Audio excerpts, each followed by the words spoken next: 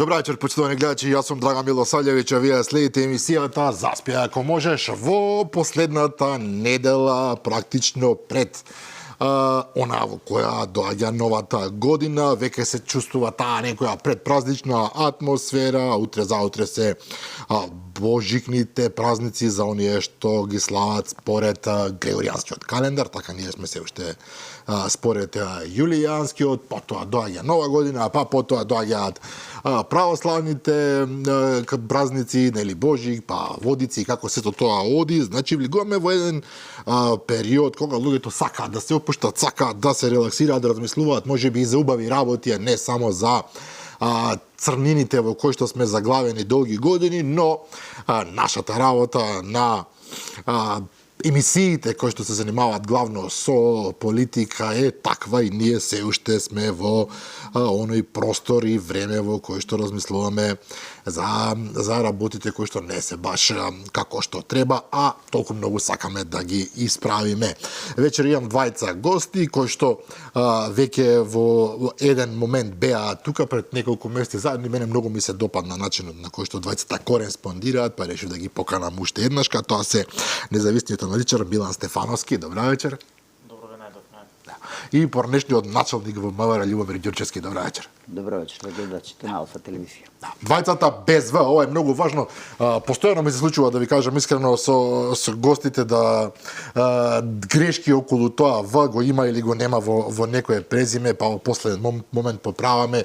Навистина е просто неверојатно во Македонија колку човек треба да се намачи околу тоа фамозно В, за кој да отворите. Еве ќе ви кажам Ѓурчевски, Ѓурче Керечев, како што е векаат, напише некој на Google за вас, има цела низа на наслови, поврзани со вас, во половината сте Ѓурчевски, во половината сте Ѓурчевски, например. И сега човек треба да погоди. Сакам да зборувам вечерва со вас, се разбира, за многу важни прашања, поврзани со организираниот криминал, поврзани со тероризмот и така натаму. Меѓутоа, ајде да почнеме со она што ни беше лајт мотив, условно кажано, пред почетокот на емисијата.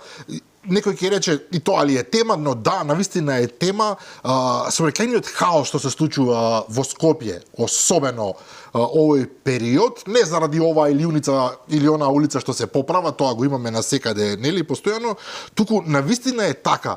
Речи си е доживување да стигнете на време. Во Скопје, не знам како е во другите градови во Македонија, во Скопје е вистинско доживување да стигнете на време. А тоа е затоа што има постојано гужви, постојано хаос. А од друга страна Скопје не е, не знам, Пекинг, не е Њујорк, не е Париз, па ќе речете има 25 милиони возила, па меѓутоа има тука некои проблеми кои што во принцип се решливи, но ние како да не сакаме да ги видиме. Ѓурче, многу убаво објаснување дадовте, па повелете. Значи, јас генерално секогаш кога зборувам дека Скопје страдат од механичкиот прилив, дневниот механички прилив, било да е тоа од Косово, било да е тоа од Западна Македонија, било да е тоа од Источна Македонија, и затоа најголемиот хаос во сообраќајот ни се случуваат на влезно-излезните делници од градот Скопје, и најлошо е кога како што е ова овде, например, во Качанички пат. И најлошото нешто ни се случува затоа што градежните активности се одвиваат во период кога е најголема фреквенција на моторни возила, односно доваѓање и одење од работа или излегување од градот Скопје, било да е тоа према Косово, било да е тоа према Западна Македонија. Но некој ќе рече тоа е што да прават луѓето. Не, дозволете. Секаде во светот таквите градежни зафати на такви главни артерии на сообраќајот се изведуваат од 18:00 до 6:00 са баље, за да можат, нели, багерите слободно да маневрираат, да онадат заради намален број на возила, нели, после 18 часот. Густината на сообраќајот и во Скопје малтене, да не речам, премногу лавава и така натака. Значи ние сите излегуваме, шетаме понатака. Мора да се стрикно да се почитуваат она што викаме автошколите кога и како, и што е соодветно на гужва во сообраќајот за обука на возачите во автошколите, нели, оние 6 часа кои што треба да ги поминат во градски на обука во градска вожна, значи дали е доволно една густина на сообраќај 10-15 возила, што е, мислам дека е доволно како една состојба за обука на идните возачи кои што ќе учествуваат во сообраќајот.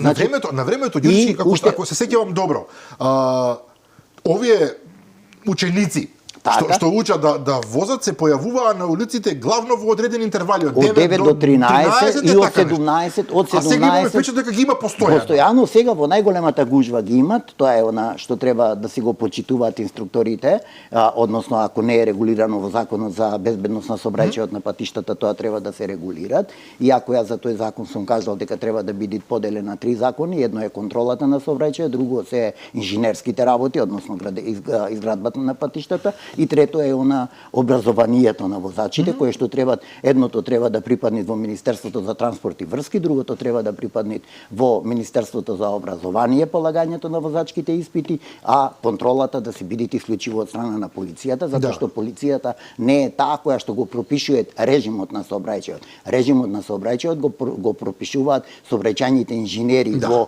локалната самоуправа. Полицијата само спроведува така, законот. И во полицијата гледа, онда имате знак, регулација, имате 60 км на час, вие возевте господине 100, треба да платите казна.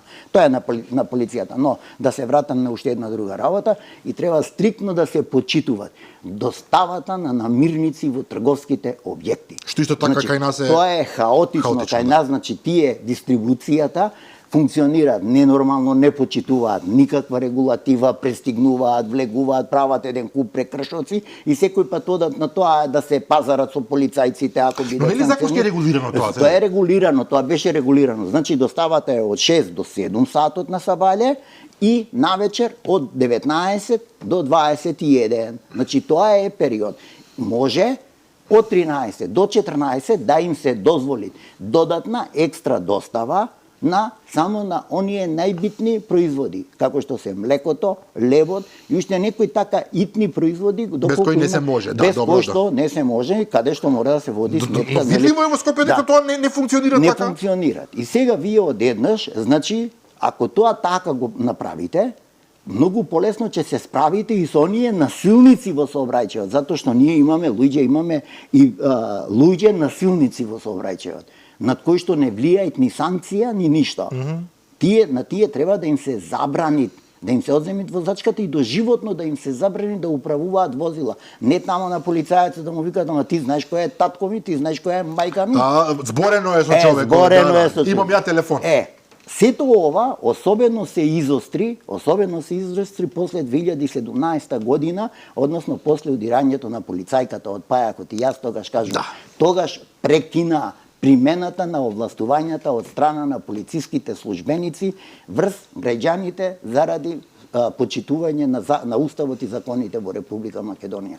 И затоа тогашен министер треба да сноси најголеми санкции, а има еден куп кривични дела за него. Сакате пасошите, сакате јавни набавки. Значи, тоа сум зборувал по медиуми, треба да се отвори истрага и да се видат јавните набавки во Министерството за внатрешни работи, затоа што полицајците, мене срце и душа ме боли, полицајците на улица ни се со 10 различни униформи, со никаква плата. Најниската плата, ако некаде остана кај полицајот. Да, вистина? Да, 26.000 им е основната плата. Не е возможно полиција да биде тука. Да. Најниската плата ја имаат полицајците. Ако ги немат оние прекувремени, сменски, викенд часови, они нема да стигнат ни до 30. Јас живеам во заблуда, изгледа уште од времето кога полицајците имаат добра плата пред. Не, сега има добра плата. Сега благодарение на тоа што се влезе во НАТО, нели има добра плата само платените војници. Само платените војници кои што одат во мисии, тоа е додатно оптеретување за нашиот буџет, но тоа е цената на членството во НАТО. Тоа е така, да не Бидејќи го спомнавте времето на Оливер Спасовски, не дека во Македонија немаше организиран криминал, тама работа. Организиран криминал постои откако постои државата, откако постојат сите држави. Вие би можели за Југославија да зборувате, меѓутоа тоа е веќе нешто друго. И тогаш имало сигурно организиран криминал, вака или онака. Првата форма, јас ја имам пишувани во магистарски труд, првата форма на организиран криминал во СФР е упадот со мениците на Фикрет Абдич, Велика Кладуша, во платниот промет на Југославија, затоа што тамо имаше директно учество на службата за општествено книговодство. Тоа 84-та, 85-та. Значи, тоа е првиот момент на инсталација на организираните криминални групи во бивша Југославија. затоа што па најголемиот девизен прилив на средства никогаш не влегува на фирмата во Велика Кладуша, него останува во Германија, каде што они имаа своји сметки и подсметки и така натака. Тоа го имаме образлагано. Тоа е веќе друга тема. Факт е дека тогаш првпат се појави и тогаш уште им било ново, претпоставувам, на луѓето организиран криминал. Меѓутоа ние сега живееме во држава во која што организираниот криминал има држава. И сега тука Стефановски морам да ве прашам. Пред известен период државата Македонија практично официјално ја објави војна на мафијата во тој сегмент на организираниот криминал. Рекоа, доста беше, ако сме реални, секоја нова влада вика, доста беше, сега ќе видите, ние ќе започнеме војна со организираниот криминал, па потоа излага уште полошо од што било, па и таа во 2017 чинам велеше, сега ние ќе влеземе во војна со организираниот криминал и направија тоа што направија, можеме да евоцираме спомени сега колку отиде сето тоа, меѓутоа факт е дека почнаа некои акции, дури имаше 3 акции во ист момент, напоредно, една акција против терористичко здружување, како му доаѓа оние со ИСИС поврзани, да, имаше против луѓе во поврзани со лотарија, со груби ќе дојдеме до тоа, и плюс овие Рачиново, Грчец, како и да се нарекуваат Бела Цона, не може да ги запамтам никако сите овие. Беланоца. По селото Беланоца. Не е само заради селото Белановце, знаете, они сите се гордеат на италијанската мафија. Да, и секогаш гледаат нив им е тоа идол, нешто, да. Идол, да. Сигурно убаво звучи Беланоца. Коза Ностра, Беланоца, нешто. Ако појдете да ги анализирате кафичите, како ги отвараат Милано, Цирих, Берлин. Да звучи, да. Ама знаете што е тоа? Кој каде што продавал дрога, така си го крстил кафичот. Прилично индикативно. Но Стефановски, извинете господин. Влеговме во таа војна и сега полека излегуваат работи што не дека не ги знаевме, постојано се зборуваше за нив, меѓутоа сега излегуваат како факти. Ние не знам во Рачиново се уште копаат багери, ако не се лажам. Да. Извадија цел арсенал оружје. Експлозиви, не знам, пушки, бомби, пари еден куп. Значи нема што немале овие луѓе. Значи тука ние не збориме за мафија која што тама нешто нарачувале убиства, ликвидирале луѓе како од шега, имале платен, ако прочитав добро, имале како се вика платени убици кои што за конкретни пари убиваат луѓе. Зашто разговараме? Има ценовник, да. Ние овдека зборуваме за нешто што се разгранило, нешто што се расширило во неверојатни димензии. Димензии, да. Знаете што, Драгане, е најстрашно? Тоа што ние само разговараме и тоа дополнително ќе ги фрустрира граѓаните во смисла преку разговорите ние ќе откриваме дека практично од мандатот 2017 година до овој мандат на одредена политичка гарнитура организираниот криминал станал догма. Значи една прифатлива вертикала, првин веројатно и морално, бидејќи тие луѓе кои воделе државата имале такви побуди, за да рефлексираат или да рефлектираат и да ги охрабрат криминалните групи да направат држава од држава. Тоа е таа фрустрација која граѓаните ја изразија на изборите и ја канализира преку давање на доверба на политичка партија која најави во својата програма и во својот наратив политички претходно дека робусно и силно ќе се бори против организираниот криминал. Но што она што застрашува? Организираниот криминал и во својата форма и неговото создавање и одржување невозможно е да не се случува во корелација со властите. Секогаш е така, зарем не? Државата и државните институции ги абстрахираме од политичката воља и одредени политичари, односно во последниот случај на избеганиот вице-премиер, да, се во корелација со одредени мокни политички фактори и оние имаат таа заштита и затоа действуваат и делуваат како држава во држава. Значи, вие кога ќе прифатите дека тоа е нормално и немате нова парадигма која пак ќе дефинира друга стратегија за борба против криминалот, тоа значи дека ние сме биле едно девалвирано општество кое гниело, полекано сигурно и сега ги гледаме практично никулците на таа борба, бидејќи ако влеземе во во анализа на оружјето кое е фатено, без таа организациона моќ што ја имаат они поставено, тоа е сериозна мафија. Ви имате команданти кои се во збориме за организирани в криминал, спомнавте Бела ноца или Грчец, и шефовите ако не се тука или се во затвор и надвор државата, они имаат капетани кои практично ја действуваат нивната работа. Има една информација дека еден од тие што лежал во затвор буквално од затвор издавал да, наредби. така, значи таа е војна структура, практично војна хиерархиска структура е поставена и таа не може без корелација со властите. Сега доаѓа времето да им се скине главите на тие структури, но мене ме загрижува формационското оружје кое е пронајдено, кое е навистина големо, навистина опасно, и тоа оружје не е само за пресметка со другите кланови или ликвидација помеѓу нив, туку тоа зборува дека можеби имало план за дестабилизација и на власт, односно на државата, и на вршење на убиства на политички фигури. Ова е многу сериозна димензија, доколку сте во право. Тоа што е пронајдено, сигурно нема да биде употребено против ривалски кланови, туку тој експлозив, пушка митролезот, гранатите и така натаму говори за тоа дека они биле спремни ако им се растури шемата, би посегнале кон дестабилизација на државата со тоа што би се прикриле и би направиле нестабилно општество за да може повторно да функционираат. Се согласувате, Ѓурче, ви имате огромно искуство на терен. Вака сега. Значи, делимично, ако го перцепираме само она што е пронајдено како оружје, тоа е одраз на слабото собирање на оружјето од воениот конфликт.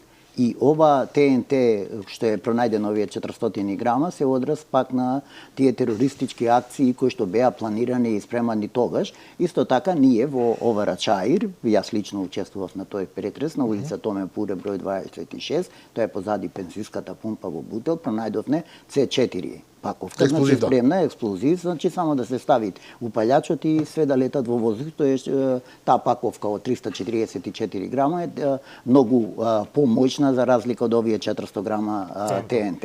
И некој да го надополнам, C4 е војен експлозив. Да, значи затоа тоа го кажам, значи тоа е евидентирано во МВР, има записници, има кривични пријави за тоа и така натака. Значи лично јас сум ги работел заедно со екипи, не викам само јас. Значи работеле многу инспектори, многу колеги, многу полициски службеници и така натака и така натака. Значи ние имаме едно потврлење во делот на собирањето на огненото оружје уште од 2001 година и мислам дека стратешките партнери тука делимично потврлија во давањето на соодветна помош за целосно собирање на огненото оружје од конфликтот во 2001 година и затоа оваа структура на луѓе во овие организирани криминални групи кои што сега го превзема бизнисот со трговијата со дрога, ќе се навратам и точно кога е таа локација, значи ова се луѓе до 40 годишна возраст, значи ако земите целата структура и на кланот Бела ноца и на Дујчанчик и на Грчец и на било кој да ги анализирате,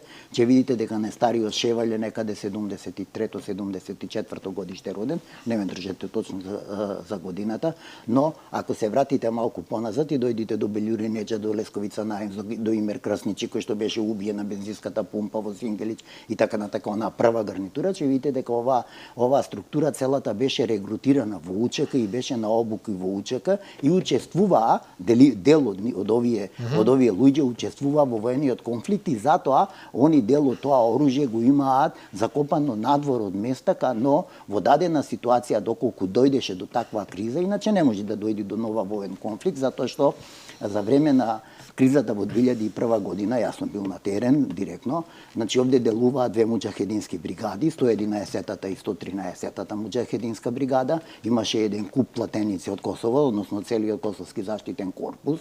Од тоа време тие ја извршија агресијата врз Македонија. Тоа е јасно, тоа сите го знаат и документирано и во многу научни трудови коментирано и така натака. И она што беше регрутирано во Република Македонија од делот на наркоманите, од делот на психопатите, пример Топанско поле и Дижонска во еден период се испразнија кога ги носеа по обуки, по Шара, по Албанија, кај Клукс и така натака. Значи сето тоа се знае, сето тоа е документирано кај нас во службите.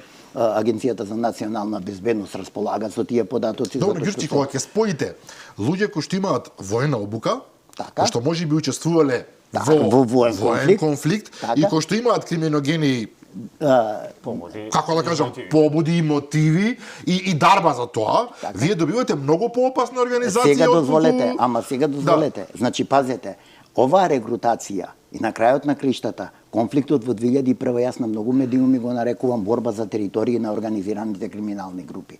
Кој ни го инсталираше насилниот и бруталниот криминал од делот на организираниот криминал и трговијата со дрога. Значи ние имаме прогресивно растење на бројот на наркоманите од 94 година со прогресија од 1 према 3000%, ме разбирате? 3000%. 3000%. Значи пазете, ако во 90-та година можевме наркоманите во Скопје да ги изброиме на една рака. Се знае кои Се се. знае, Да, така. сега веќе не знае. Сега, пазете, дури и полицијата, иако се реорганизирав, не се обучував, не одевне на обуки и така, не можевме сето тоа да го проследиме, луѓе. Вие знаете како растеше Да, експанзија, апсолутно, да. експанзија на крајот на криштата, ако сакате и најобичниот криминал на кршење на трафик и продавници, насилства, грабнување, изнуди, рекети и така натака. И затоа сега оваа структура на луѓе која што е веќе доби една типична формација на типична, не би рекол јас, воено командување, мафијашко командување. Зошто мафијашко?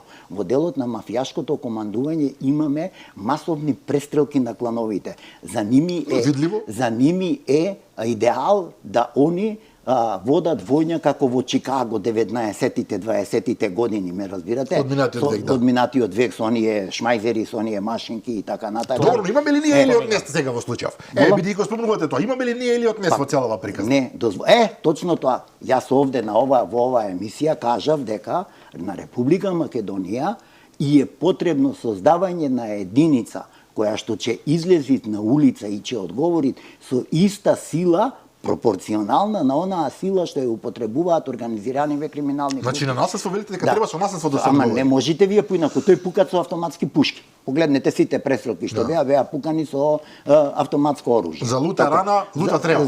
Така. Значи дозволете, понатака се употребуваат експлозивни направи. Вие тоа виште Да, јасно. пештекли што му се фрли, е експлозивна. Да, Не, не сакам да ме свати леко и погрешно, човекот има 9 животи. Держи како мачка. Добро, да. Значи гледате како во кој правец одат тие. Понатака, нивното командување, нивната хиерархија и нивната грижа за семејствата.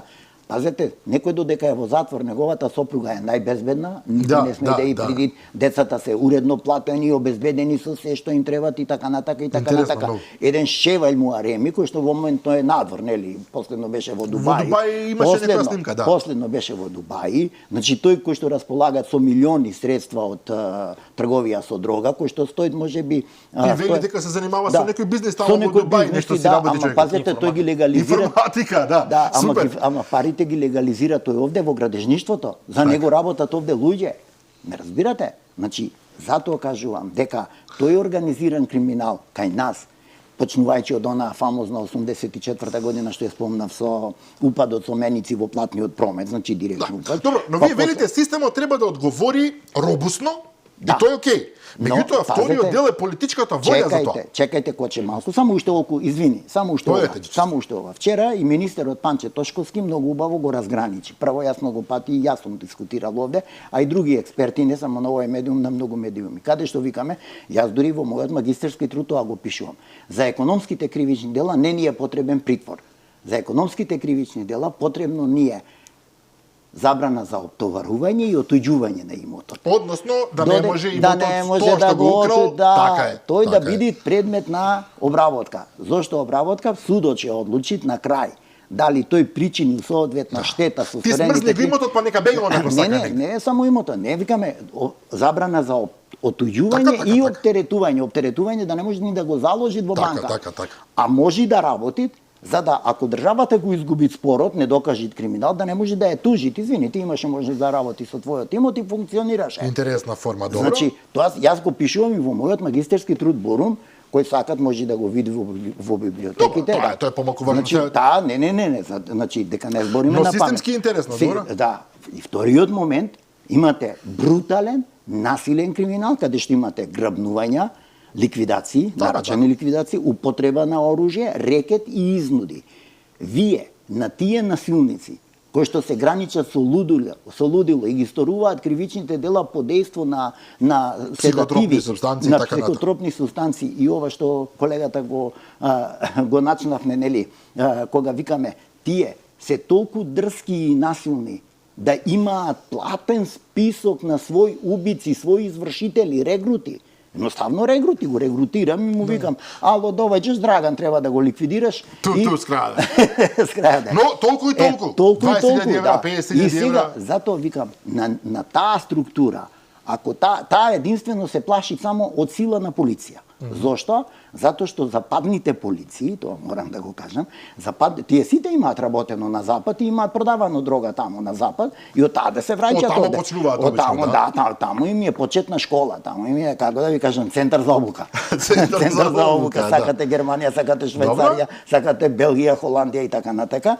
И тие се научени на примената на сила од криминалистичката полиција, која што е многу поригорозна од Крипо во Германија, која што е многу поригорозна него нашите алфи што беа на улица. И затоа јас сум многу медиуми, веќе 5-6 месеци наназад зборував дека потребно ни е итно враќање на алфите на улица, затоа што факт е дека интервентната полиција не ги даде тие очекувани резултати во борбата против насилни Што се моје се дали ќе се викаат тие алфи, бети или гами, битно е како ќе функционираат. Точно, зошто? Заради ангажманот на криминалистичката полиција која што располага со оперативни податоци. Кои кривични дела ги вршат, кои се сторителите на кривичните дела, не дека овие од Оливер не знаеа кои се убициве и нарачателиве на убиствата, па чека Панче Тошковски, новиот министер, да ги расветли тие убиства. Не, они ги штитеа. И најбитното за организираните криминални групи, во контекст на што го каже и колегата, тие секогаш се тежнеат да купат неказнивост од политичките елити и од државните органи. Што е природно? Царина, полиција, финансиска полиција. И сега тука влегуваме во тој клучен момент според мене. Еве да се согласиме со Ѓурче, Ѓурчевски зборува за, се извинам Ѓурче што реков. Ако да нема врска. Ѓурчевски зборува за механизмите. Мене ме знаеш, сите ме знаат како Ѓурче. Да, се разбира, затоа никој нема да свати погрешно. Не. Но механизмите се едно, поважно е она што јас го нарекувам апсолутна политичка волја. Тоа значи оние што се во центарот на моќта, на државниот апарат, да речат беше што беше, ние сега удираме по секоја цена. Тука предпоставувам треба прочестување на собствените редови. Сега само нафрлам. Затоа што очигледно имало луѓе кои што се во структурите, а примале пари, соработувале, учествувале во целата приказна, потоа имате соработка со меѓународни структури, ако сме реални да не е ДЕА, како се вика во американскава за дрога, ние тука 5 грама дрога не сме нашле, се они ни ги носат со FBI, на памет зборувам сега, со Интерпол, понатаму меѓудржавните договори и така натаму, на крајот на крајшто да бегаат во странство, па треба некој да ги екстрадира и така натаму. Сето тоа треба да биде еден комплот од државен и меѓудржавен комплот кој што ќе работи безкомпромисно во тој правец. Да, практично треба на некој начин автономна машина да се направи, без разлика на промена на власта. Како би функционирала таа автономна машина? Сега, видете, вие спомнавте дека прво, нас не ни треба ДЕА и FBI, тврдам, и господин Бил Малара, дека нашите полицајци, нашите безбедносни органи многу подобро знаат кои се луѓето. Па си ги знаат локалните мафијаши, нормално, природно. Да, затоа што низ медиумите има една теорија дека без стратешките партнери фала им на помошта. Добро дојдене, но мислам дека помошта е повеќе во насока на тоа што треба да се затвори системот, бидејќи тој е компрометиран и тури кон високите политички дистанци. Јас кога кажам политички мислам на луѓе кои се од државен секретар нагоре, суди, обвинители и така натаму. Не зборам за административниот дел на безбедносните органи кои се врвни професионалци. Во насока на тоа што јас го спомнав, таа војно-командна структура, бидејќи мафијата има пресликано хиерархијата од војските, конкретно Коза Ностра има сликано хиерархијата од американската војска, за да создадете таков синџер на командување. Невозможно е да не го направите без политичка поддршка. И затоа, она што викате, потребна е политичка волја. Затоа што таа политичка воља мора да го демонтира овој Синџер. Ние не може се радуваме дека сме го безглавиле лидерот, кога таму имаше 2-3 лидери. Значи, вие кога треба да елиминирате целокупно, за да имате таков систем, оно што го наговори и... Да, не, индивидуално не вршите ништо. Не е ова еден Ал Капоне, па ќе го апсиме и тоа е тоа. Потребен е систем. Синџир, да. Тој е автономен систем. Автономски е метафорично кажам, да действува, е да биде надвор од политика и од партија, да бидат високи професионалци и да бидат добро платени. Вие не можете... Не може со 30.000 плата да очекувате да влегува во војна со... Ние влеговме во емисијата... Со потенцијални убици, да. Ама видете, и на полицијата, освен специјални единици и разузнавачки системи, потребен е системот кој е од превенцијата, од 26.000 нешто денари, дали бил со врачување или нешто, до врвот.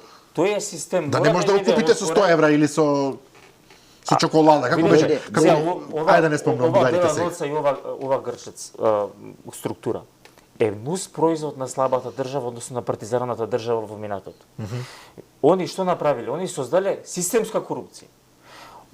Системска корупција што е? Каде што освен висока партиска политичка подршка, значи корупција во одлучувачите на моќ, има создадено корупција и на среден ешалон и на нисок ешалон. Значи управоците ги подкупиле. Па се видете, јас ви гарантирам дека на граничен премин не бил заменик министер да го пушти Артем. Се разбира. Значи, тој е контаминиран систем. И тој е премногу опасен. Затоа таа борба треба да биде немилосрдна, без ракавици и да се направи удар кој нема да биде компрометиран дека станува збор за не знам, насилство, зголемена полициска агресија и така натаму. Тоа неминовно политички го искористи некој и СДСМ ќе каже сега на памет зборам, не еве ги овие влегува во диктатура, тоа не е спорно. Дека народот бара Алфите повторно да се вратат на улица. Дозволете. Мислам дека отприлика тој формат го на прашањето, политичката волја е пресудна. Но колку е опасно, Ѓурчевски е многу важно, колку е опасно затоа што СДСМ ги земав како пример. Било која опозицијска партија, дуи особено ќе рече вие воведувате сега тука полициска држава и диктатура затоа што апсите се живо и диво. Некако помеѓу имите сакаат да го абстрахираат СДСМ од корупцијата во ДУИ. Дали ви мислите дека министерот за внатрешни работи, директорот на Агенцијата за национална безбедност и премиерот не били информирани начелниците на ДУИ во какви криминогени фази се?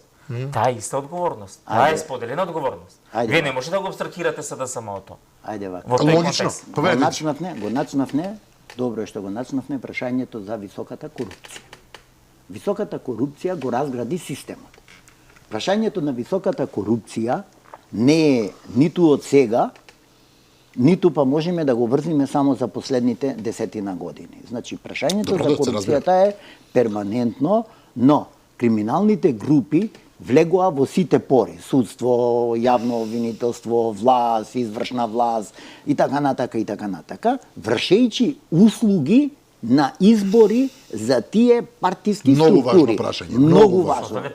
Значи, создадено е партнерство. Точно кога криминалците обезбедуваат глас, ти си влегол тотално во таа приказна. Значи, значи, точно тука треба да го бараме проблемот.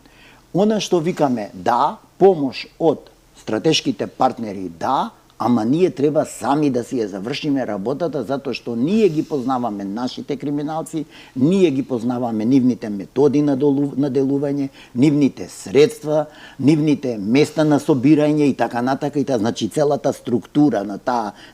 Но прашањето што се поставуваат, дали професионалниот дел во институциите можеше или можел да делуваат кога врз него врвот на политиката врши перманентно тортура и кочење за легална примена на законите. Предпоставувам дека тоа е екстремно тешко се соочувате да ви избркаат од работа или да ве пратат негде во... Се водат службени постапки, односно се изрекуваат мерки, дисциплински мерки, престанок на работа. Затоа што си бил добар во својата работа. Затоа што си бил добар во својата работа. Луѓе, тоа го имаме сега во моментот. Например, ние имаме, јас лично ја знам колешка избркана од работа затоа што не му потпишала на Оливер квалитетна чизми кои што со едно обување им се распаѓаа на полицајците. Боже милие. Да. Од хартија чизми. Да, господјата работеше во секторот за финансиско работење горе и беше во делот на контрола на предметите од јавни набавки и не сакала да го потпише записникот затоа што не ги задоволувале квалитетите согласно објавениот тендер. Ја избркаа од работа. Жената уште се тужи по судови. И сега таков човек треба да биде мотивиран да работи. Мотивиран. И сега Боже мили, пазете. Друго е прашањето на нискиот стандард и така натака Па и сето така натака, споено. сето тоа е споено. И јас не случајно во многу настапи, не само јас, верувам колегата и многу други експерти, сите зборуваме, значи кажуваме, оваа влада и треба доста работа, да равчисти внатре со обструкции, кои што ги има енормно ги Јавна има. тајна е дека сега беше пробиена акцијата. Да, пробиена акцијата и за не беше пробиена за терористичка вакелија, но беше Но за пробиена, другите, да. но беше пробиена и за електростопанство со Ковачевски и за Артан Груби и за сите беше провалена. Имаме и за привилегирани криминалци овдека, да. Ама не, знаете зошто имаме? Затоа што колегата многу убаво кажа, ние се доведовме во ситуација со тој низок стандард на полициските Така е. службеници, Да они ги да се купиш. продаваат за И па 20, се купуваат 30, 50, Што да прави треба да преживее? се купуваат Мислам, не е информација. оправдување, ама го и разбираме. сега, вие мора да тргнете од едни коренити законити измени. Законити измени, но при тоа треба да обезбедите добар материјален статус. Јас знаете што викам? Подобро за мене е добро платен полицаец кој што ќе фати 5 кила дрога, која што на пазарот вреди толку и Така толку. е, апсолутно, да. Ме разбирате, тој со таа една заплена си ја извадил платата за целиот свој работен стаж. Па така му доаѓа, да. 200-300 илјади евра, така Така му е. доаѓаат, нели, ме разбирате? Или еден колега од одделот за економски криминал кој што ќе изработи и ќе поднеси кривичната пријава за електростопанство, односно за рек битола, ама не ова, него она за набавката на јагленот, каде што е корупција и криминал, глава боли. Да. Глава боли. Ѓучевски, вие сте речиси создадено да го земете местото на оној Гоце Делчев за синдикатот на полицијата, да ги се изборите за нивните права. Се шегувам, се Не разбира. вака, да ви кажам една работа. Значи, знаат полицајците. Јас сум еден од основачите на македонскиот полициски синдикат, Вистина? заедно со Стојан Манче, заедно со Ставрев Љупчо, заедно со Димчо. Но морам сега да ве прашам нешто друго, што е за мене многу важно и ми доаѓа од ова што го кажувате вие. Одам во екстрем. Во Бразил не е тајна дека во фавелите криминалците имаат подршка од народот затоа што во таа сиромаштија тие купиле се. Тие се работодавци, тие обезбедуваат здравствено, тие обезбедуваат пензија. Во Мексико Синалоа е поголема од државата затоа што цели градови од нив живеат. Дали е дојдено кај нас таква фаза, не до таа екстремно, меѓутоа толку овие наши криминалци да се толку супериорни и мокни што народот буквално да вика па и знаеш што? Па јас ќе ви кажам, со нив е окей. значи сум очевидец на тоа. Па во Грчец има еден куп луѓе кои што му работат на шеваль било која работа. И како Значи- ќе се изборите вие со тоа? Пазете, знаете како ќе се Кога веќе цел народ е што се вели само негде. со добар социјален програм. Само со Значи добар мора да одат заеднички тие Мора работи, да да. одат, вие не можете само со сила. Значи јас сум човек Ама кој викам, обезбеди им работа на луѓето, обезбеди им така е. работа, обезбеди инвестиции, обезбеди правда. правда, соодветно, значи се што треба. Исклучително многу трпна ќе биде оваа работа, не, тоа е. Па јас зашто тоа стално го викам, значи оваа влада доби жежо костен во раце. Да. Знаете што значи мртовец да го Оживеете, ние сме точно во таа ситуација. Колегата на стартот посочи една ваква реченица. Мафијата си има држава овде. Вие знаете што значи да ја земиш државата на мафијата и да воведиш правен систем? Знаете која борба е тоа? Голем отпор. Голем отпор. Голем Сега, отпор. во целава работа, Му брцаш во джеп на некого. Така е. Во целава работа влегуваме некако природно во оваа приказна со Артан Груби. Оваа емисија, само да кажам, се снима пар часови пред да се емитува, значи не е во живо, па ако се случи некој чудо, веднаш да се абстрахирам. Меѓутоа, наголемо се зборува каде Артан Груби, на Косово бил, едни велат, други велат во Албанија бил, може ќе се појави, може човекот ќе се пријави едноставно, постојано го повикуваат да дојде да се соочи со законот, тоа вреди му вели ако си чист. Повели, адвокатите негови бараат да се укине притворот и така натаму. Вака ми изгледа, еве, да речеме пред емисијава да се емитува, дека ми личи дека нема намера човекот да се пријави сам, туку веројатно ќе чека негде, ќе исчекува поволни моменти или како и да е, и сега наголемо се зборува што значи тоа, дали ќе може ние да бараме екстрадиција од како ќе се утврди каде е точно. Ние не знаеме дали е во Албанија. Може би Албанија, може во Косово, може во Швајцарија, може во Индија. Кој го знае дали ќе можеме да бараме екстрадиција од како ќе го лоцираме, затоа што се работи за човек што може би има сега на големо се зборува албански пасош, ваков пасош. Може би ние се најдеме во една ситуација како со оние ликови од како се вика, па во Косово на пример се што избегало од Македонија никогаш не го вратиле ако сме. Ама видете тие двајца Косово нема. За Смилковско си уште си живеат таму. Косово нема намера тие двајца да ги испорачуваат. А зашто би го враќале Груби кој што е објективно до вчера многу мокен човек? Само овој че застанам да не биде само јас дека зборувам. Значи има една работа, јас 2 минути пред ова кажав. Набавката на јагленот во Рекбитула е многу поголем предмет и многу поголема опасност за Артан Груби и за сите други во Дуи, одејќи на тоа како се испумпувани пари према Република Албанија. Од лотарија мислите? Ба каква лотарија? Од Рекбитула. Ти зборам. Па добро, ние зборуваме лотарија, имаше 8 милиони ги обвини. Овде колку се? 130 Сега да кажеш дека ова е ситно дури во лотарија. 130 милиони евра се потрошени за набавка на јаглен. Лош јаглен, ако не се лажам, лош јаглен. Да, години наназад кои што доаѓаат преку фирма од Албанија. За тоа се зборуваше многу, да. Премиерот зборуваше. Па во такви околности кои се шансите да го Не, видете се, окей. Прво, интегритетот негов е сериозно нарушен. Дури утре се појави. Значи он чим се крил, значи веројатно е виновен. Второ, па човек не се крие сега. Презумпција на невиност, да. Да. Меѓутоа што се криеш? Точно е тоа така, значи он има излез идентиран од државата, но влез нема. Прво кога ќе сака да се појави пред органите на прогонот, МВР има информација, дали бил на косовски влез или на албански влез. На крај знаете што ирелевантно каде е. Тоа е поважно е, он бил вице-премиер, водел седници на влада, водел седници на влада, промовирал X проекти, Бехтеленка, таму има сомнеже за корупција. Еве Рекбитула, предпоставам ќе излезат уште неколку десетици. Напиша статус дека он не е побегнат, туку отишел од да си работи нешто. Да, на приватна посета мислам. Или приватна посета, седно. И он сега не е во државата. Практично во него има барање од судот на мерка притвор и он се бара со одредено кривично дело. Има и потерница, добро. После тоа МВР распишува меѓународна потерница. Сега дали е Албанија или Косово, разузнавачките служби наши, соседни пријателски ќе утврдат.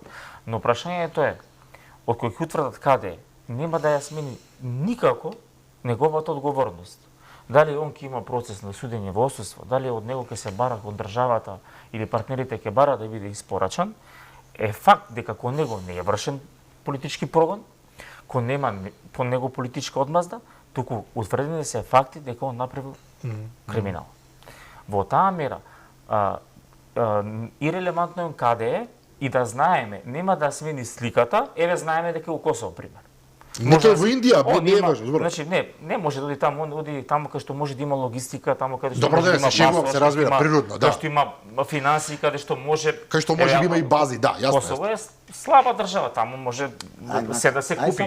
Но прашањето е што ние ако знаеме, ние ќе бараме од властите, може го испорачат или не. Важно е он да одговара за делата. Во оној момент кога ќе биде испорачен, он да си оди директно во затвор. Ај само. Значи Косово не е членка на Интерпол и Косово нема обврска да постапуваат по меѓународни потерници. Иначе потерницата против да, но ако сакаат да бидат дозволи, они не сакаат да ти ги испорачаат овие за Смилковско езеро, зошто? Затоа што се и нивни државјани. Тргнија на страна тргаме таа работа. Значи викаме, точно е тоа дека за Артан Груби имаме само излез од Република Македонија и за Република Македонија тоа е доволно. Зошто е доволно? Затоа што Република Македонија по наредба на судот МВР распишуваат меѓународна потерница.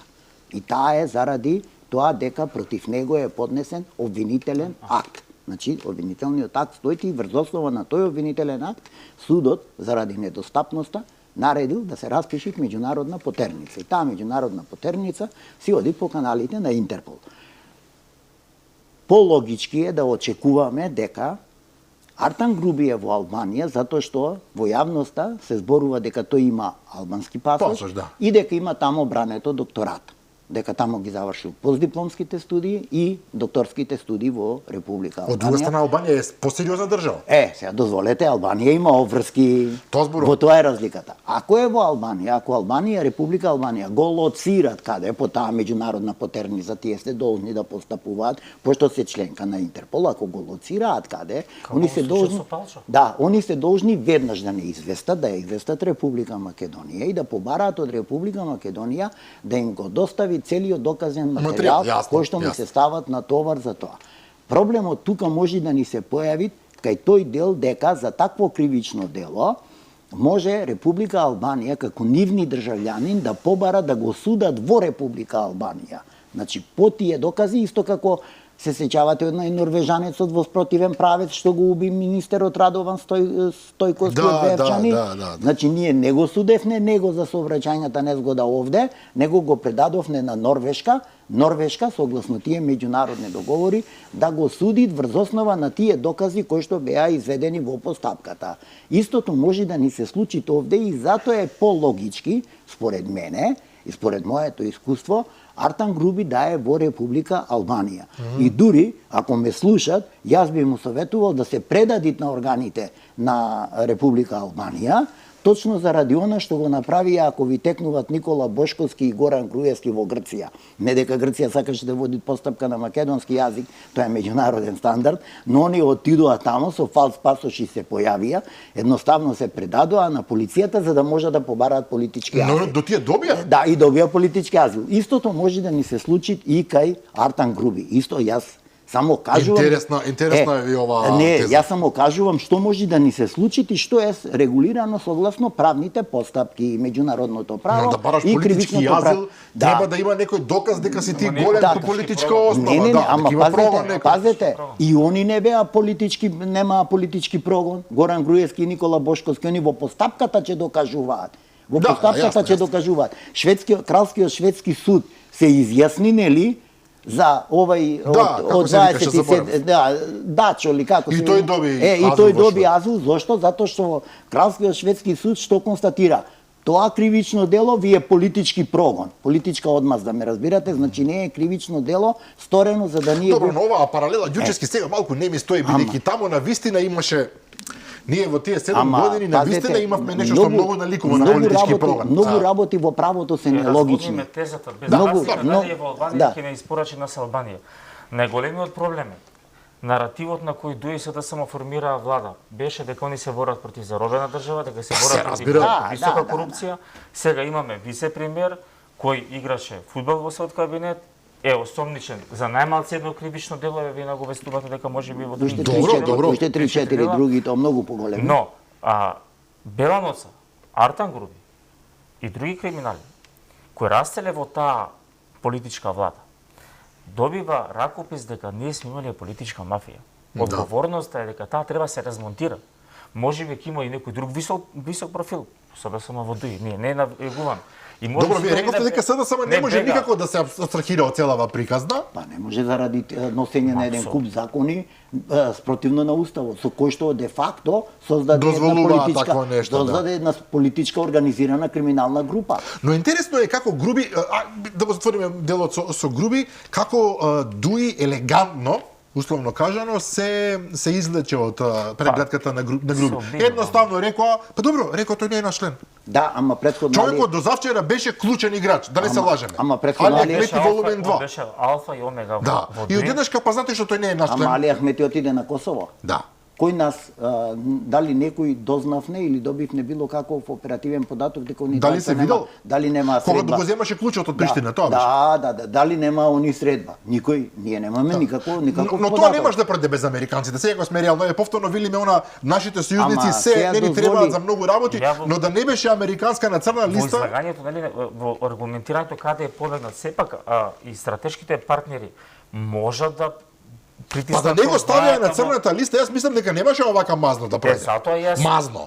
Дуи да го откаже неговото учество во нивната партија. Нема да биде прибежиште или биде комотна зона за негово функционирање во тие, затоа што Он е на црната листа, ако има повеќе кривични дела, притисокот на американците може да биде Албанија или без разлика во друга држава да биде испорачен во Македонија да одговара за делата. Значи затоа викам не е ирелевантно е тоа да видиме кој е ракописот. Го ставаат американците на црна листа, осомничен е за многу висока корупција. Бил 7-8 години на висока позиција. Не на висока, туку на највисока, ако сме реални. Видите, он учествувал и во политички процеси кои се погубни за државата. Се носел лош предлог на Но американската порака беше навистина лута. Ако размислите вака, го имате Артан Груби сликан со госпоѓата Агилер во еден куп наврати. На актуелниот шеф на ЦИА сега на Така, Трамп е сликан. Бехтел Јенка, па некој се фалија, гледате со шефот на ЦИА е пријател, не знам што. И фино лепо американците штап на црна листа и изјава од американската амбасада, ние сме тука. Вие може се сликате со кого сакате. Може да сликате со кого сакате, милост нема. Пак ќе се вратам, затоа поставувам една друга теза. Една друга теза која поставувам една друга теза. Јас не се занесувам и не сакам да ја негирам моќта на разузнавачките служби на странските. Не е цела работа, тоа би било најко, добро се разбира. Тоа ниту сакам да го кажам. Ако тие има честна намера, ќе го донесе и Груевски од Маđarска. Ќе ги донесе и Никола Бошковски и Горан Груевски од Грција. Ама би Никола Не, под политички секунда. прогон бил. Не, дозволи, и тоа не се докажа. Политички азил. Не, и тоа не се докажа спротив. не се докажа затоа што постапките се закочени. да. Се закочени, не, застареа, се најголемиот дел застареа. Најголемиот дел застареа. Но истото важи и за, неслучајно ги спомнав, Горан Груевски и Никола Бошковски, односно главните играчи во делот на Таргет Тврдина. Значи, они работат со системите. Отом потом. Значи, тоа треба да се докаже во постапката. Овде, без разлика што Артан Груби е ставен на црната листа, ставен и Мерко, па се водат 8 постапки против Мерко. Многу луѓе има на црната Да, листа. многу луѓе има, па Любче Тачи Георгиевски, Тачи, па Менди Тачи. Па си живеат. Па си живеат и си работа. живеат, да. Зошто? Затоа што Ама ние пораката е друга, Да, секунда. не, дозволи. Затоа што ние не си ја завршуваме домашната работа. Која е домашната работа? Ние, ако америчките служби успеале да ги лоцираат основаните сомненија зошто Ѓурчевски е ставен на црна Така листа. е. Што правите вие? Што правиме ние? И што прави нашето обвинителство кое што можеме да имаме доказите, Така. Но нашето обвинителство реагира постфестум обично. Постфестум, така. Ние Сега не ја дозволи. читаме црната листа Да, онака како што дозволете, не ја читаме, точно така. И сега, ако нашето обвинителство си ја завршеше домашната работа, уште во 2002 година ќе најдеше докази и за Любчо Георгиевски, и за Мендух Тачи, и за еден куп други кои што се најдоа на таа црна листа од Соединетите Американски држави, но факт е дека нашето обвинителство беше една од клучните алки на создавање на политичка организирана криминална група. Ово затворен цитат можам да ви ставам. Сакаш затворен, сакаш незатворен. Дозволи, и уште ова што сакам да го кажам. Затоа, како човек на постапките, значи јас цел живот сум работел на откривање на кривични дела, да, значи се може да ни се случи. Се може да ни се случи. Пазете, спомнав не. Во Прилеп Дејан ни апсеше, зошто? Затоа што имаше недоверба према министерот. Према така е.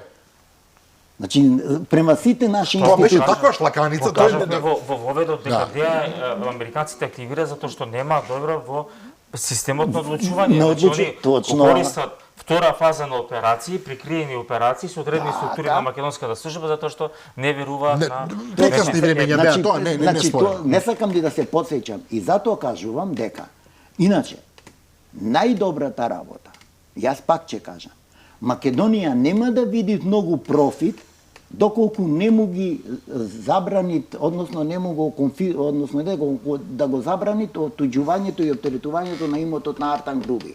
Купи за 180.000 марки деловен простор на улица Македонија. И тоа прекрасен деловен простор. Тој треба подитно да се стави на... Ова ми делува многу логично. Ѓучевски, знаете од кој аспект? Чисто психологија. Криминалец насилен може да се реши само со тоа што него го плаши. Така е. Криминалец, ајде, во наводници кажеме не за конкретниот човек, туку генерално криминалец кој што е со јакни, можете да го исплашите и решите само ако му го замрзнете тоа што го украл. Криминологијата... А во земјава се крадело. Дозволи, Драган, криминологијата кога го дефинират сторителот на економските кривични дела, што викат? Слабак, плашлив, не знае да живее без пари. Тој ако нема пари во джеб, нема Се моќ. чувствува лошо, Нема да, моќ. да. Етимолошкиот поим на корупција, коруптио, првата вертикала на објаснувањето е дека станува збор за гнил и расипан човек. Гнил и расипан човек. Тоа е во по латински дефиниција. по дефиниција. Добра И дефиниција. понатака вие после создавате Така гниво е. општество. и Е, расизам сега, општество. влегуваме во третиот дел од ова интервју со вас двајца, почитувани, тероризмот. Факт е дека беше разбиена таа келија од неколку ликови кои што според Панче Тошковски се еден вид филијала или афилијација на ИСИС, нешто што бека мене ме исплаши. И сега тоа го кажувам на фонот на ова пред 2 дена што се случи во Германија. Повторно имавме еден божикен масакар. Да, значи повторно еден масакар кој што да, релативизираат лево, десно, бил исламист, не бил исламист, тој па наводно мразел муслимани, нешто се конвертирал, меѓутоа го има истиот подпис ако сме реални и очигледно е дека Европа ни оддалеку не завршила со овој екстремен тероризам. Дали ќе се вика ИСИС, дали ќе се вика Ал-Каеда, дали ќе се вика некој таму, Ал-Нусра или више ги зборим како се викаат, меѓутоа факт е дека функционираат, факт е дека нивниот подпис се појавува на секаде каде што има трагични настанини за Европа и во тој фон вие имате во Македонија екелија која што се подготвувала од истите идеолошки причини да направи глупости, да не речам гадости, со кои што ќе убиваат луѓе. Не разговараме за некои што ќе джвакаат мастики, туку ќе убиваат луѓе. Даган, опасност, латентна опасност на тероризмот е нахранет со огромната миграција која во Европа се движеше во последните години. Од Сирија, од Ирак, од Првичните Афганистан. реакции за неконтролираната мигрантски бранови, Белата криза го нарекуваа. Да, но кој го плаќа данокот? Данокот го плаќа најлибералната држава, Германија опрата. која на крајот од денот најслаба контрола на Границите миграциите има, имаше. да. Значи, они одеа во социјални елементи да абсорбираат можеби и работно способно население. Не може би сигурно, па него ни криеа Но- тоа, добро. Опасноста и разликата меѓу Ал-Каеда и ИСИС. Ал-Каеда има филијали и терористички келии, комуницира меѓу нив и чекаат наредба. Од Само да некој- мара Добро. паралелен направам колку опасен ИСИС. И од командантот или од одговорниот. Од некој центар, добро? ИСИС нема потреба да функционира на база на келие, тие функционираат на база на волци самотници, тие се интроктинирани на база на идеологија, функционираат автономно, немаат потреба да комуницираат со келие и немаат потреба да добиваат наредби. Ова е Напротив, напротив, да, они имаат во нивната индоктринација да одберат сами цел и место за да извршат терористички напад со тоа што имаат една на некој начин неофицијална задача е во името на исламска држава. Но тоа Двата прави системи, речиси невозможни за запаѓање, браво, да. двата системи се многу различни. Но можеш да му ги фатиш линиите, но не можеш. Не, сега каде е во овде уште поголемата опасност? Таа латентна опасност по дефиниција, но тој не е повратник од странство, нашите служби го немаат во базата. Он е интрудниран сам, значи он сам сакал да стане Да, терорист читал, се вообразувал и е кој невозможен правец. да сега треба да тука да се честита на нашите безбедносни служби или во случај ФАНАБ и МВР, затоа што успеале во овие тешки околности и во овие тешки параметри што успев да во краток период да ви ги објаснам колку е многу тешко вие да прво лоцирате келија, па да ја истражите, па да спроведете примерки, па да ги фатите комплетно да елиминирате. Речи се делува според ова што објаснувате екстремно тешко, да? Затоа реков во воведот, ние имаме многу врвни професионалци во АНАБ и ЕВС се покажа дека АНАБ беше цел она што го дискутиравме тука на напад на одредени поединци и групи, затоа што АНАБ внатре во своите структури и со добриот менеджмент ќе да испорача резултати, така и со МВР.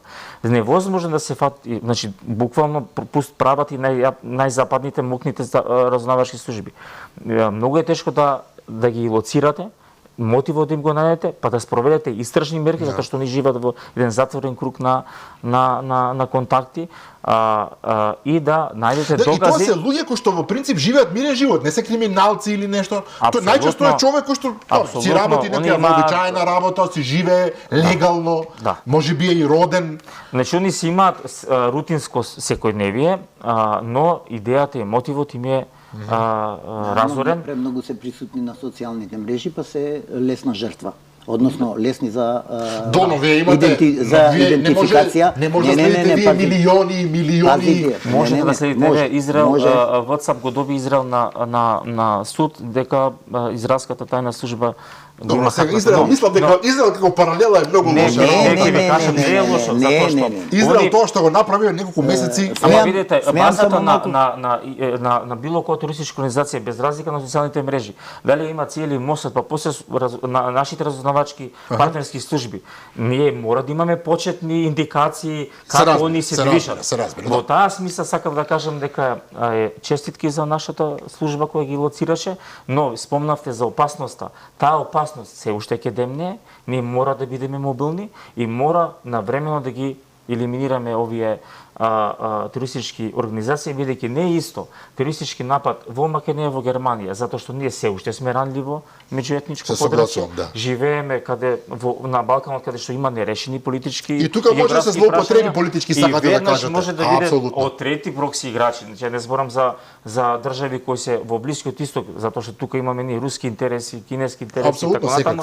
Значи мора да бидеме внимателни во ова. Многу добра конклузија, добро. Значи пазете, едно е кога работиме на следење на овој дел, друго е кога работиме на следење на терористички групации создадени, обучувани и опремувани од моćни центри. Било да се тоа ова што викаме влијание на една, друга, трета, четврта моćна светска сила и така натака, се со цел нели остварување на нивните интереси. На крајот на криштата ИСИС, Ал-Каеда и сите се творба на тие разузнавачки служби кои што имаат одредени интереси за остварување на своите цели на одредени простори. Нивните методи на делување, овие поединци, или како што ги нарече колегата волци самотњаци, кои што те како држит како термин, како поим, само ги проучуваат и ги следат точно преку тие социјални мрежи, за да и тие се обучат, затоа што па и не е лесна работа вие да создадите експлозивна направа. Па се разбира. Да, значи не може секој да ја создадите. Така да мора да се има барем основна обука. И пак тука се создава прашањето на сите оние групации кои што делуваат како волци самотњаци по Западна Европа, како дел од организираните криминални групи по Западна Европа, вие го гледате какви превирања имаме во Западна Европа, сакате Франција, сакате Германија. И кога преđe Драган спомна нешто, сакав да му упаднам во зборот, ама ајде се зачутев. Мислите дека фашистичкото движење кое што ги палеше турските населби пред 20 години во Германија дека замре? Не. И тоа, и десницата. Дори имаат конекции со силни политички структури сега. Така, и десницата. Во Западна Европа, па и во Источна Европа, сега да не се лажиме, вие погледнете, немојте да мислите дека само руси ратуваат во Украина или во Сирија. Но има платеници од цел свет, од секаде, од сите страни, значи имаме две спротивставени моćни сили, кои што две спротивставени моćни сили регрутираат се што мислат дека можат да го искористат во свој интерес, за своји цели. Така да, зато викаме, треба внимателност, затоа што Македонија година дена пред ова беше жртва на закана од тероризам, нели, со подметнати експлозивни направи, се трошеа средства и снаги и јас секој пат викав, државата не сме да штеди точно на тоа, на обука на тие антитерористички групации, на обука на тие деминерски екипи, затоа што тоа е најспецифичната работа, не дај Боже, треба нивниот ангажман и Македонија, сакала или нечела, пак ќе се вратам, но она мора да инвестират во вкупниот безбедносен систем. Дали е тоа Агенцијата за разузнавање, дали е Агенцијата за национална безбедност, военото разузнавање, полицијата и така натака, се со цел, нели, да дојдеме и да се зајачат контролата врз агенциите за приватно обезбедување. Тоа си е нивна обврска точно на тие институции, затоа што тие согласно закон се овластени, затоа што тие имаат и соодветни обуки за употреба на огнено оружје, за да видиме кои се таму ни влегуваат и кои се ни врши работи во делот на безбедност. И од лекциите, видите, во диво населе, мотивот на туристичката организација беше да има масовни туристички напади на 9 мај, чина беше на маратонот. На 9 почна, на 10 заврши. Мислам недозволиво е простор една информација низ медиумите, не знам колку е вистината, дека во Андаб е затекната многу лоша состојба на ниво на технологијата која поседува. Тоа јас го слушнав. Дроновите биле приземени, нема инвестиции во технолошките центри на можност на разузнавање на Ме ужаснува фактот со што се уште ќе се соочуваме ние. Не сме научиле од лекцијата, пази идеме во НАТО, ние сепак кога влеговме во НАТО сме цел на други терористички Па се разбира. И други држави. На секој ривал. И други победи, апсолутно. Ја мислам дека тој систем место да биде заштрафен, тој е размонтиран. Затоа јас и во моите изјави го оспорувам и добро е за државата да имаме заменик генерален секретар во НАТО, но во профилот на таа госпоѓа не сум јас убеден, затоа што ако седнеме да размовиме криминал, пропуст во Андаб, кој е тој систем кој вас може да ве донесе до таму? Што имате вие направено? Навистина е тоа прашање за себе. Многу ми е жал што завршува емисијата, не продиравме некои други интересни работи, но ајде не можам да издржам. Она парадоксална ситуација. Во Сирија дојдоа на власт тие што се бунтуваа, едни велат терористи, други велат ослободители, бунтовници, што и да е. Германија од некоја причина се надева дека ќе ги враќа сега сириците. И дава субвенции за и Австрија им дава, не знам што, од други страна некои велат луѓе божи, овие што дојдоа на власт таа можат само да предизвикаат нова беглатска криза и ништо повеќе од тоа. Можно ли да не се случи повторно беглатска криза Значи не враќање назад, туку повторно таму да трнат кон Европа. Сите тие вратените ќе завршат во Турција, нека завршат колега.